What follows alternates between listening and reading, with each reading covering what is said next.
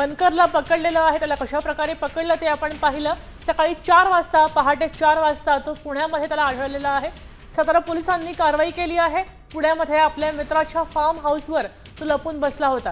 पुण्यात त्याच्या मुसका आवळल्याचं कळतंय। प्रशांत बनकरला अखेर दुसऱ्या दिवशी 4 वाजता अटक केली आहे। फलटण येथील डॉक्टर युवतीच्या आत्महत्या प्रकरणाला एक वेगळं वळण लागलं असताना त्या युवतीच्या हातावर जी सुसाईड नोट लिहिली होती, या नोटमध्ये नाव असलेलं एक आरोपीचं नाव म्हणजे प्रशांत बनकर आणि त्याला पोलिसांनी अटक केलेली आहे। आपल्यासोबत प्रशांत यांची बहीण आहे। काय सांगाल की हे जे प्रकरण आहे नेमकं काय प्रकरण आहे आणि तुम्हाला याबद्दल केव्हापासून माहिती? ऍक्च्युली त्या मॅडम होत्या, डॉक्टर मॅडम 1 वर्ष झालं आमच्यामध्ये घरामध्ये राहतात। आमचं एवढं क्लोज रिलेशन होतं की ते आम्हाला दीदी आणि माझ्या दोन्ही भावांना दादा म्हणून बोलवायच्या आणि म्हणजे एवढं रिलेशन की त्या घरात जेवण करायचं आमच्यात हाताने वगैरे घेऊन, म्हणजे एवढं क्लोज होतं रिलेशन। आणि भैयाची त्यांची जास्त ओळख नव्हती। भैया मुंबईला जॉबला असतो, पुण्याला राहतो, वर्क फ्रॉम होम असतं आणि तो कधीतरी येतो। त्याची आणि त्यांची ओळख नव्हती त्यांची जास्त, जेवढी आमची सगळ्यांची होती। तर काय झालं, ऍक्च्युली मागच्या मंथमध्ये तो आजारी पडला होता, डेंग्यू वगैरे झाला। 8 दिवस तो इथं आला होता। तर त्यांनीच ट्रीटमेंट, म्हणजे ते डॉक्टर होते ना, त्यांनीच ट्रीटमेंट दिली त्याला। त्यावेळेस त्यांचं कॉन्टॅक्ट झालं, म्हणजे माझ्या भावाचं त्यांचं। त्यावेळेस नंबर वगैरे त्यांनी म्हणजे एकमेकांचे, तोपर्यंत अख्ख्या वर्षात नंबर वगैरे पण नव्हता त्यांचा। तर त्याच्यानंतर काय झालं, 8 दिवस 9-10 दिवस होता तो, बरं वाटल्यानंतर तो पुण्याला गेला परत। त्यानंतर मॅडमनी त्याला फोनवरती मेसेजवरती प्रपोज केलं, डॉक्टर मॅडमनी।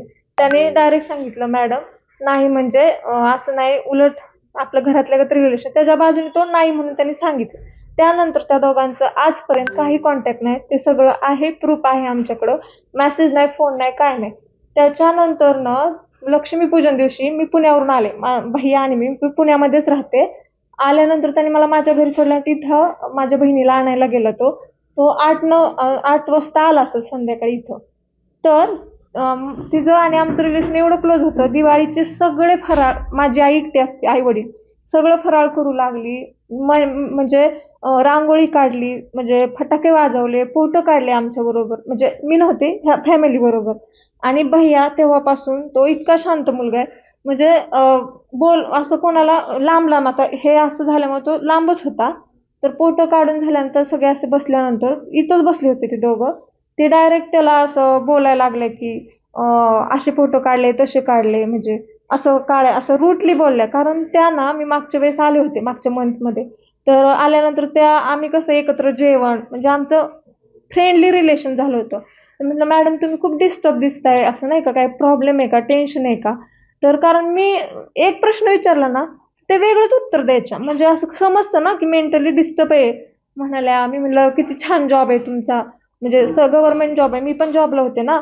तर मग मी त्यांना त्या जॉबचं वगैरे असं विचारलं, नाही का, कसं असतं, काय असतं। म्हणाल्या, तुला काय सांगू स्वाती, म्हणाल्या एवढं टेन्शन आहे, ही सोपं नाही जॉब, म्हणजे मला एवढं मेंटली टॉर्चर होते। आता isakal.com आहे देशातील नंबर 1 ची मराठी न्यूज वेबसाईट। प्रत्येक अपडेटसाठी isakal.com ला नक्की भेट द्या।